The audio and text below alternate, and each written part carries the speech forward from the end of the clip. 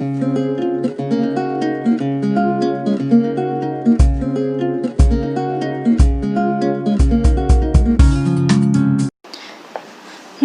વિદ્યાર્થી મિત્રો, હું હેમાંગી ગોહિલ. મારી યુટ્યુબ ચેનલ એજ્યુકેશન પ્લેનેટમાં આપનું હાર્દિક સ્વાગત છે. તો વિદ્યાર્થી મિત્રો, આજે આપણે સ્ટાન્ડર્ડ 7 સોશિયલ સાયન્સ એનું ચેપ્ટર નંબર 3 મુઘલ સામ્રાજ્ય એનો ભાગ નંબર 1 જોઈશું. વિદ્યાર્થી મિત્રો, આપણે આગળના વિડીયો લેક્ચરમાં ચેપ્ટર નંબર 14 છે એમના વિશેનો અભ્યાસ કર્યો અને ચેપ્ટર નંબર 14માં આપણે લોકશાહીમાં સમાનતા એમના વિશેનું માહિતી મેળવી અને નાગરિક શાસ્ત્રનું ચેપ્ટર હતું, જેમાં લોકશાહી એટલે શું, લોકશાહીમાં સમાનતા કેવી રીતે જોવા મળે છે, આ દરેક બાબતનો આપણે અભ્યાસ કર્યો. તો હવે આપણું ઇતિહાસનું ચેપ્ટર છે, ચેપ્ટર નંબર 3 મુઘલ સામ્રાજ્ય, જેનો ભાગ નંબર 1 આપણે જોઈશું, જેમાં આપણે મુઘલોના સામ્રાજ્ય વિશેની વાત કરીશું. તો સૌપ્રથમ વિદ્યાર્થી મિત્રો, આપણે પ્રસ્તાવના જોઈશું.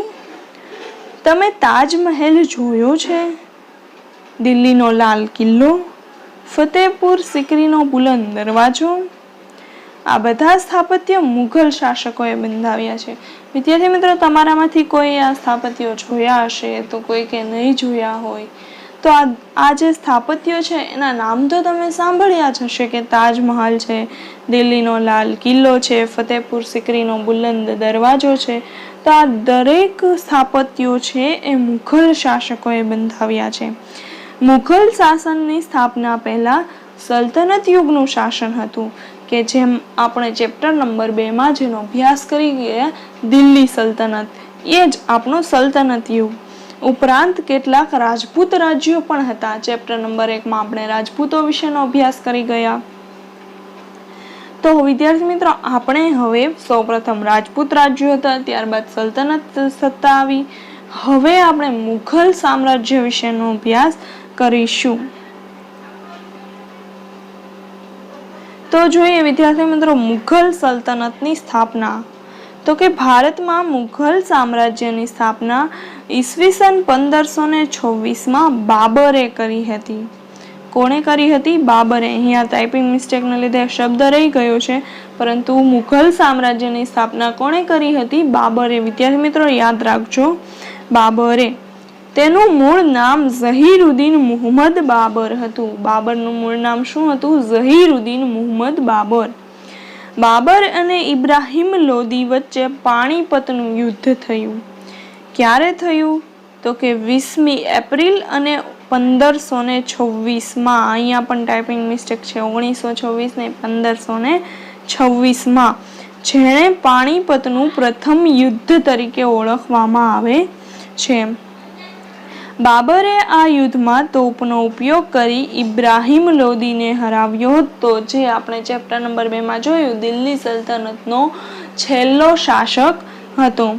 અને ભારતમાં મુઘલ સામ્રાજ્યની સ્થાપના થઈ, કે ઇબ્રાહિમ લોદીને હરાવ્યો કોણે?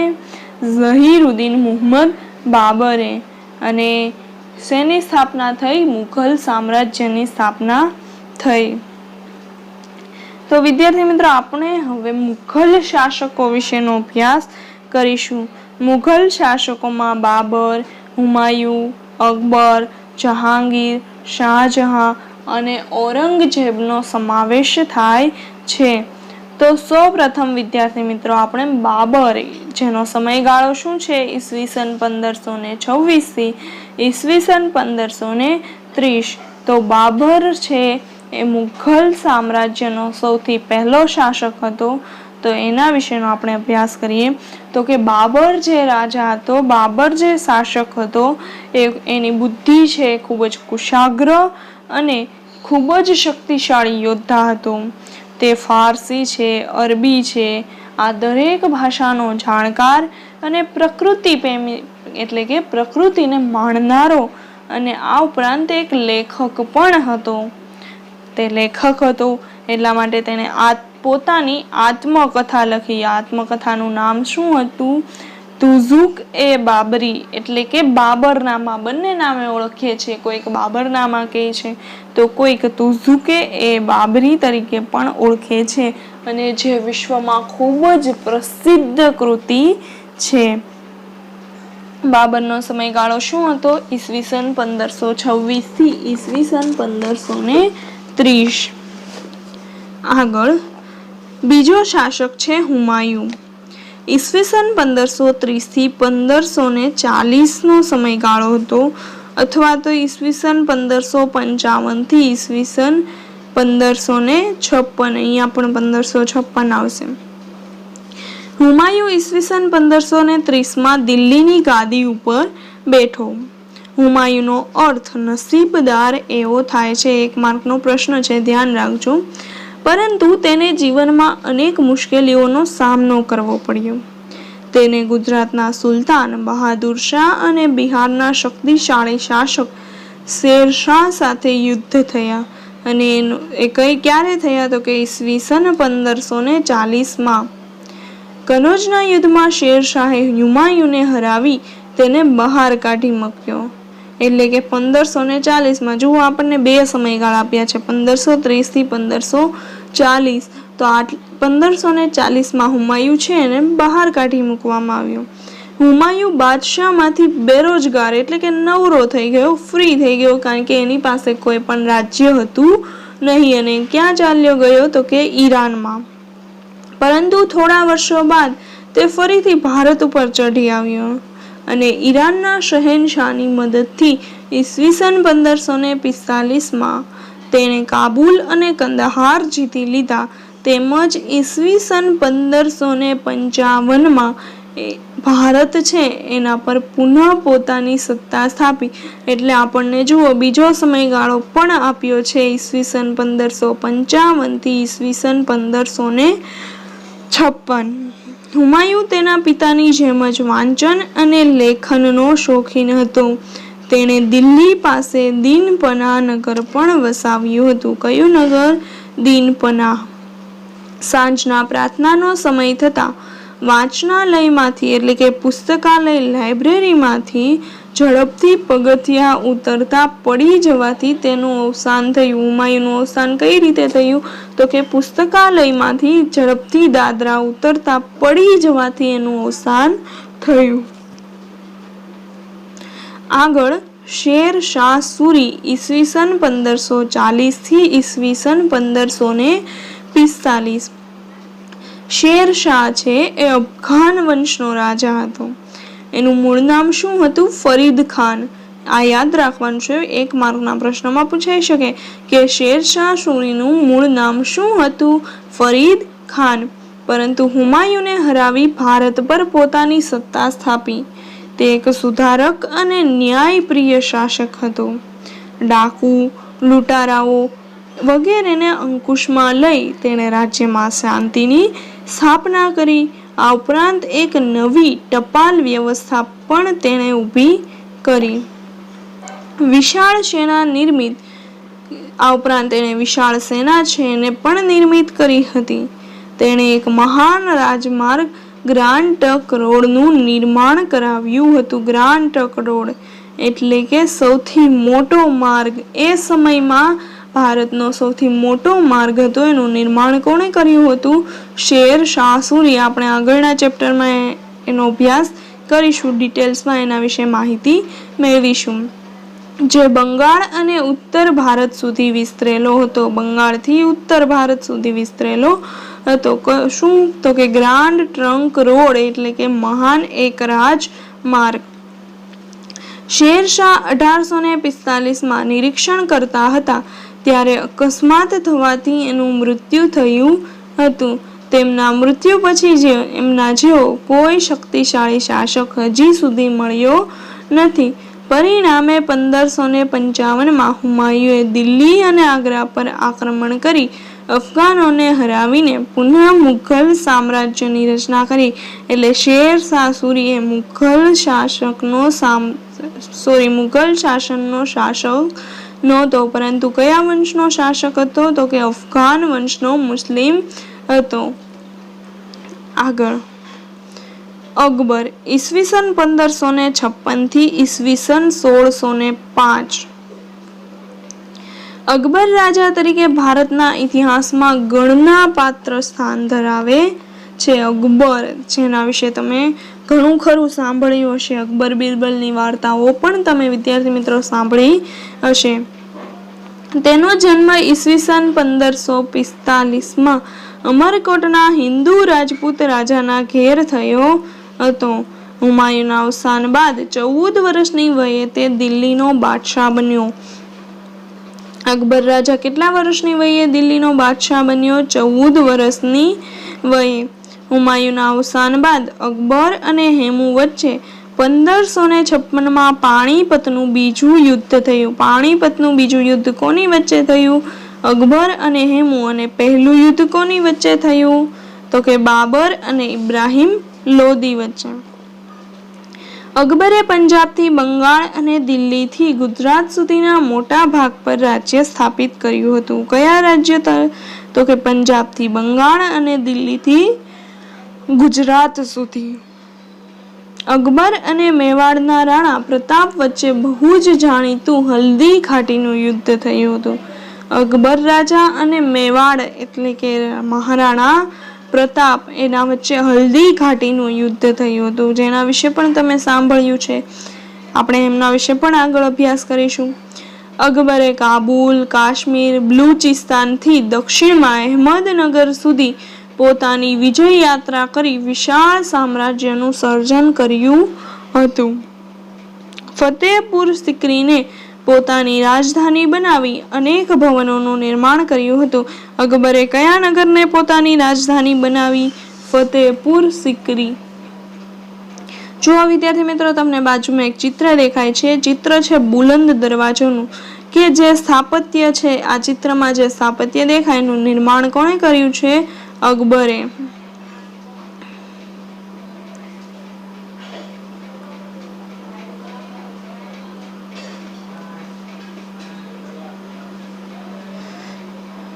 જો વિદ્યાર્થી મિત્રો, આગળ અકબરે હિન્દુઓ પ્રત્યે ઉદાર નીતિ અપનાવી રાજપૂતો સાથે સામાજિક સંબંધોની શરૂઆત કરી હતી. અકબર રાજા છે એને કોઈ ધર્મ છે, અકબર રાજા કોઈ ધર્મમાં માનતો નથી, એટલે એને હિન્દુઓ છે એના પ્રત્યે પણ એના સામાજિક એટલે કે વેપારી સંબંધો છે, રાજપૂતો છે એને અપનાવ્યા છે અને એની સાથે સંબંધો પણ બાંધ્યા છે. તેને રાજપૂતો છે એને પોતાની સેનાના ઉચ્ચ પદો પણ આપ્યા છે, એના પર પણ એને નિમણૂક કરી છે. રાજપૂતોએ પણ પોતાની વીરતા અને સાહસથી અકબરને ભારત વિજય માટે ખૂબ જ મદદ કરી હતી. એટલે કે રાજપૂતો અને અકબર બંને એકબીજાને ખૂબ જ મદદ કરી હતી. અકબર બિન સાંપ્રદાયિક રાજા હતો, એટલે કે કોઈ પણ સંપ્રમા માનનારો રાજા હતો નહીં. અકબરે બધા ધર્મના ઉત્તમ તત્વોને એકઠા કરીને દિન-એ-ઇલાહી નામના સંપ્રદાયની સ્થાપના કરી.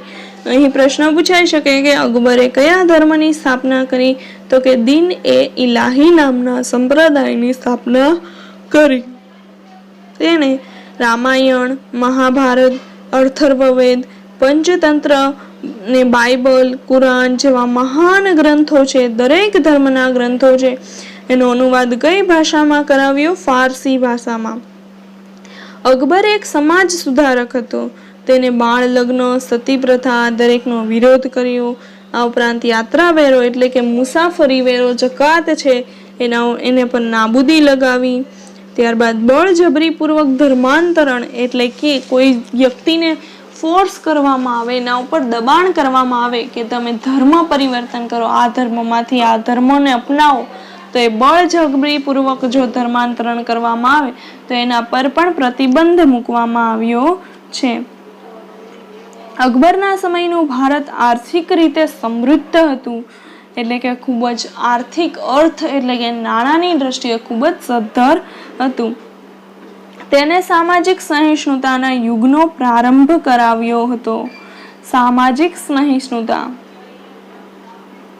એટલે શું થાય વિદ્યાર્થી મિત્રો? તો કે એકબીજા સાથે ભાઈચારાની ભાવના, સહિષ્ણુતાની ભાવના છે એનો પ્રારંભ કોણે કરાવ્યો હતો? અકબરે. 1605 તેનું અવસાન થયું ત્યારે મોટા ભાગનું ભારત મુઘલ સામ્રાજ્યમાં સમાવિષ્ટ હતું. જ્યારે અકબર રાજાનું અવસાન થયું ત્યારે મોટા ભાગનું મુઘલ સામ્રાજ્ય છે એ શેમાં સામેલ હતું? ભારત છે શેમાં સામેલ હતું? મુઘલ સામ્રાજ્યમાં સામેલ હતું.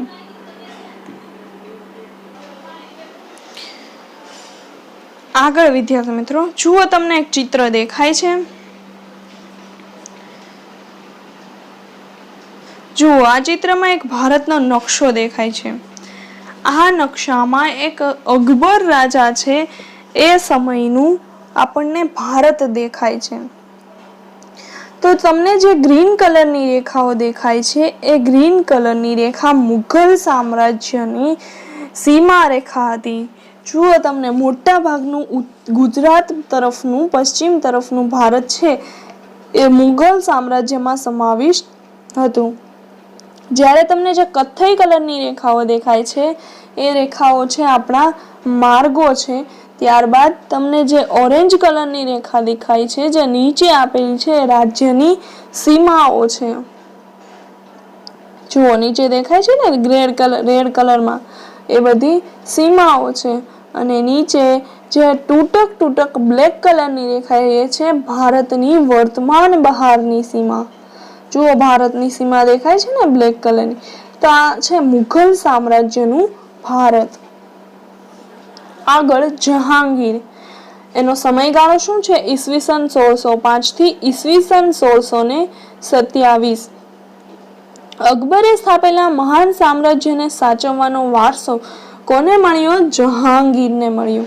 તેણે અકબરની નીતિઓને ચાલુ રાખી હિન્દુઓ સાથે સારા સંબંધો સ્થાપિત કર્યા હતા. એટલે કે જે રાજા અકબરે ચલાવ્યું હતું, જે બાદશાહ અકબરે ચલાવી હતી, તે રાજપૂતો સાથે સંબંધો બાંધ્યા હતા. એ જ હિન્દુઓ સાથેના સંબંધોને એણે સારા રાખ્યા હતા, એટલે કે સારા જ સ્થાપિત કર્યા હતા. તેણે અસમ અને દક્ષિણ ભારતના ગોલકોંડા સુધી વિજય મેળવ્યા હતા. એટલે કે એણે જે વિજય જે સામ્રાજ્ય છે એનો વિસ્તાર કર્યો હતો.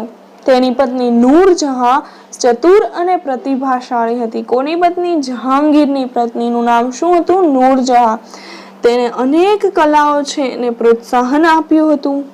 જહાંગીરના સમયમાં ચિત્રકલાનો ખૂબ જ વિકાસ થયો હતો, કારણ કે તે કલા છે એને પ્રોત્સાહન આપ્યું હતું, જેથી લોકો છે કલા તરફ વળવા લાગ્યા. તે પોતે એક મહાન ચિત્રકાર હતો. જહાંગીર પોતે પણ એક ચિત્રકાર હતો. ઈસવીસન 1627 જહાંગીરનું અવસાન થતા તેનો પુત્ર શાહજહાં ગાદી ઉપર આવ્યો. જહાંગીરનો પુત્ર શાહજહાં ગાદી ઉપર આવ્યો. તો જોઈએ શાહજહાં વિશે. શાહજહાં ઈસવીસન 1627 થી ઈસવીસન 1658 નો સમયગાળો એટલે શાહજહાંનો સમયગાળો. તો કે શાહજહાંનું ગુલામનું નામ ખુર્રમ હતું. શું હતું? ખુર્રમ. તેને દક્ષિણ ભારતનો વિજય કર્યો અને તેના પિતા જેટલો જ શક્તિશાળી અને કલા સ્થાપત્યનો પણ એ ચાહક હતો. તેના પિતાનું નામ શું હતું? જહાંગીર. તેની પત્ની મુમતાજ મહેલના એટલે કે મુમતાજ, એની પત્નીનું નામ શું હતું? મુમતાજ. અને મુમતાજ ક્યાં રહેતી હતી? મુમતાજ મહેલમાં. અને એના અવસાન પછી જ્યારે મુમતાજનું અવસાન થયું ત્યારે તેની યાદમાં વિશ્વ પ્રસિદ્ધ તાજમહાલનું નિર્માણ કર્યું હતું. કોણે? શાહજહાંએ. તમે વિદ્યાર્થી મિત્રો તમે પણ સાંભળ્યું હશે કે તાજમહેલ કોણે બંધાવ્યો છે? તો કે શાહજહાંએ. જ્યારે પોતાની પત્ની મુમતાજનું અવસાન થયું ત્યારે એની યાદમાં એણે તાજમહેલ બંધાવ્યો હતો, જેમાં તાજમહેલની નીચે જે મુમતાજ છે એની કબર છે. તાજમહેલ દુનિયાની અજાયબી ગણાય છે. આપણી ભારતની 7 અજાયબીઓમાંની એક, વિશ્વની 7 અજાયબીઓમાંની એક એટલે તાજમહેલ અને ભારતની એક. તો આ થયું શાહજહાં વિશે. આગળ છે ઔરંગઝેબ, જેનો સમયગાળો ઈસવીસન 1658 થી ઈસવીસન 1707 હતો. તો જોઈએ શાહજહાંની ના તંદુરસ્ત તબિયતનો લાભ લઈ તેના પુત્રો વચ્ચે સામ્રાજ્ય પર આધિપત્ય જમાવવા ભયંકર આંતરવિગ્રહ શરૂ થયો. શાહજહાં કે જે આપણે જોયું ને આગળ શાહજહાં વિશે, તો એની તબિયત, એની ના તંદુરસ્ત તબિયત છે, એનો લાભ લઈ એના પુત્રો છે એણે આધિપત્ય એટલે કે ગાદી ઉપર સત્તા મેળવવા માટે અંદરો અંદર લડવાનો આંતરવિગ્રહ શરૂ કર્યો. શાહજહાંના મોટા પુત્ર દારા શિકો અને ઔરંગઝેબ વચ્ચે મુખ્ય સંઘર્ષ થયો. એમાં કોણ સંઘર્ષમાં મુખ્ય હતું? દારા શિકો અને ઔરંગઝેબ. વિદ્યાર્થી મિત્રો, આ નામ યાદ રાખવાના છે. તો ઔરંગઝેબે પોતાના 3 ભાઈઓને એક પછી એક હરાવી તેમની હત્યા કરીને એને જેલમાં ધકેલી દીધા. એટલે કે દારાની હત્યા અને મુરાદને જેલની સજા. એટલે કે એક ભાઈની હત્યા અને બીજા ભાઈને એમાં ફસાવીને એને જેલમાં, અને પોતે ગાદી છે એ પચાવી પાડી. એટલે કે ગાદીની જે સત્તા હતી એ ઔરંગઝેબે લઈ લીધી. અન્ય એક ભાઈ સુજાને હરાવી દેશ નિકાલ કર્યો, અને એક જે 4 ભાઈઓ હતા એમાંથી એક ભાઈ છે એની હત્યા કરી, એક ભાઈને જેલમાં મોકલ્યો અને એક ભાઈને હરાવીને એને દેશ નિકાલ એટલે કે દેશની બહાર મોકલી દીધો. ઔરંગઝેબે લગભગ 50 વર્ષ સુધી રાજ્ય કર્યું. તેના રાજ્યમાં ઉત્તરે કાશ્મીરથી લઈને દક્ષિણે જીંજી અને પૂર્વના ચટ્ટગાંવથી લઈ પશ્ચિમના હિન્દકુશ પર્વતમાળાના વિસ્તારો સમાવિષ્ટ થયા. એટલે કે અકબર રાજાએ જે વિસ્તાર કર્યો એ વિસ્તારમાં સતત વધારો થતો ગયો. ઔરંગઝેબ સુન્ની મુસ્લિમ હતો અને અત્યંત સાદું જીવન જીવતો હતો. મુસ્લિમમાં પણ પ્રકાર આવે છે. આપણું મુઘલ સામ્રાજ્ય છે એક મુસ્લિમ સામ્રાજ્ય જ છે, પરંતુ જે ઔરંગઝેબ છે, જેમ આગળ જોયું ને કે અફઘાન વંશનો રાજા હતો, કોણ? શેરશાહ સૂરી. એવી જ રીતે ઔરંગઝેબ છે એ સુન્ની મુસ્લિમ હતો અને ખૂબ જ સાદું જીવન જીવતો હતો. તેણે અકબરની ધાર્મિક નીતિનો ત્યાગ કરી ધાર્મિક અસહિષ્ણુતા દાખવી હતી. એટલે કે ધર્મમાં માનનારો વ્યક્તિ હતો, અને જે અકબરની જે નીતિ હતી કે હિન્દુઓને અપનાવવા, એને સામેલ કરવા, એ નીતિ પ્રત્યે અસહિષ્ણુતા દાખવી હતી. તે સંગીત કલાનો, મૂર્તિ પૂજાનો અને ધાર્મિક ઉત્સવોનો વિરોધી હતો, અને જે દરેક વસ્તુ આપણા હિન્દુ ધર્મના લોકો કરતા હતા. તેના સમયમાં ઘણા બધા વિદ્રોહો થયા, એટલે કે ઘણા બધા વિરોધો થયા. તે એક શક્તિશાળી બાદશાહ હતો. તેણે લાંબા સમય સુધી ભારતના મોટા ભાગ પર શાસન કર્યું હતું, અને છેવટે ઈસવીસન 1707માં તેનું મૃત્યુ થયું. અને મૃત્યુ બાદ નિર્બળ શાસકો ગાદી ઉપર આવતા મુઘલ શાસનના પતનનો આરંભ થઈ ગયો. એટલે કે ઔરંગઝેબથી જ મુઘલ શાસનના જે પતન છે એનો આરંભ થઈ ગયો, એના અંતનો આરંભ થઈ ગયો. અને ઔરંગઝેબ છે ગાદી ઉપર કઈ રીતે આવ્યો હતો? તો કે દગાથી એણે પચાવી પાડી હતી ગાદી. તો અહીંયાથી જ મુઘલ સામ્રાજ્યનો અંત શરૂ થઈ ગયો. આગળ જોઈએ વિદ્યાર્થી મિત્રો રાણા સંગ્રામસિંહ વિશે. તો બાબરના સમકાલીન મેવાડના રાણા સંગ્રામસિંહ રાણા સાંગા તરીકે પણ પ્રખ્યાત છે. રાણા સંગ્રામસિંહ કયા નામે પણ પ્રખ્યાત છે? રાણા સાંગા. તેઓ વીર અને સાહસિક હતા, અનેક યુદ્ધોમાં વિજયી બન્યા હતા. જોકે બાબર સામેના ખાનવાના યુદ્ધમાં તેમની હાર થઈ અને તેમનું સામ્રાજ્ય નહિવત થઈ ગયું હતું, પણ ખૂબ જ ઓછું થઈ ગયું. તો કે કોની સાથેના યુદ્ધમાં? બાબરના યુદ્ધમાં. બાબર સાથેના યુદ્ધમાં. કયું યુદ્ધ? ખાનવાનું યુદ્ધ. મહારાણા પ્રતાપ. આગળ વિદ્યાર્થી મિત્રો મહારાણા પ્રતાપ. મુઘલ સામ્રાજ્યમાં અકબરની સામે મેદાને પડનાર મહારાણા પ્રતાપ મેવાડના પ્રતાપી રાજવી હતા. અકબરે મેવાડ પર આક્રમણ કરતા બંને વચ્ચે હલ્દી ઘાટીનું યુદ્ધ થયું. આપણે આગળ પણ અકબર વિશે જોયું, તે આવ્યું હતું કે મહારાણા પ્રતાપ અને અકબર વચ્ચે કયું યુદ્ધ થયું? હલ્દી ઘાટીનું, જેમાં અકબર વિજય બન્યો હતો. પરંતુ રાણા પ્રતાપે ઉદયપુરની આસપાસના વિસ્તારોમાં પોતાની સત્તા સ્થાપી અને સંઘર્ષ ચાલુ જ રહ્યો. એટલે કે અકબર એને હરાવ્યા છતાં પણ મહારાણા પ્રતાપ છે એણે પોતાનું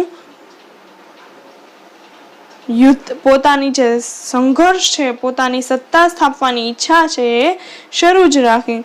બંને વચ્ચે સમજૂતીના અનેક પ્રયત્નો થયા, પરંતુ રાણા ચિત્તોડ છોડવા તૈયાર જ ન થયા.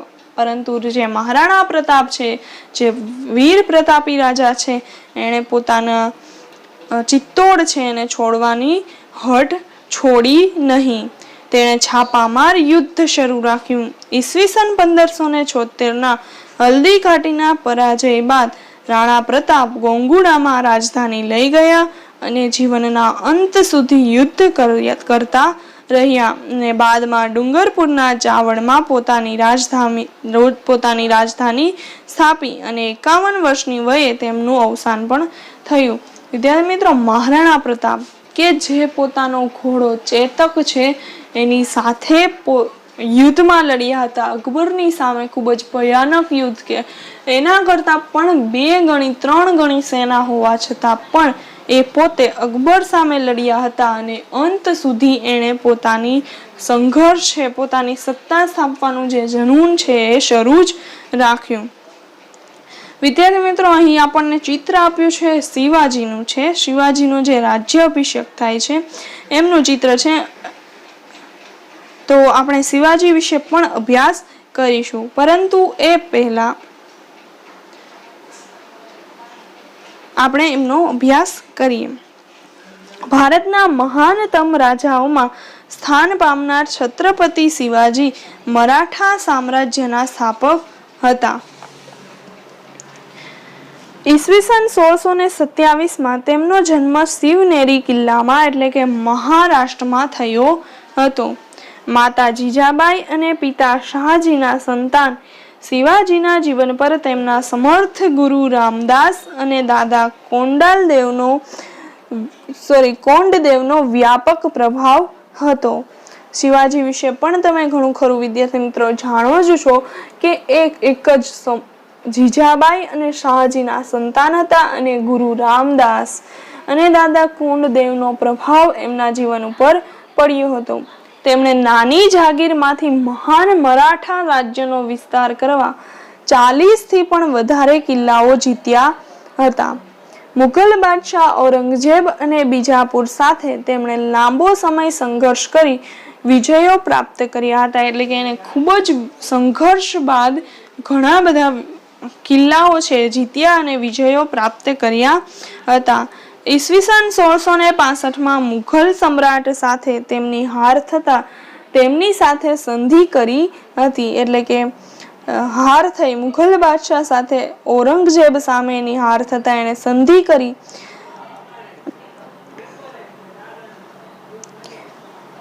કરી હતી. ઔરંગઝેબે તેમને જેલમાં પણ પૂર્યા હતા, પરંતુ ચાલાકીથી છટકી જઈ ફરી વખત તેમણે મોરચો માંડી વિજયો કર્યા હતા. એટલે કે એને હાર માનવાને બદલે ફરી એને વિજયો કર્યા હતા.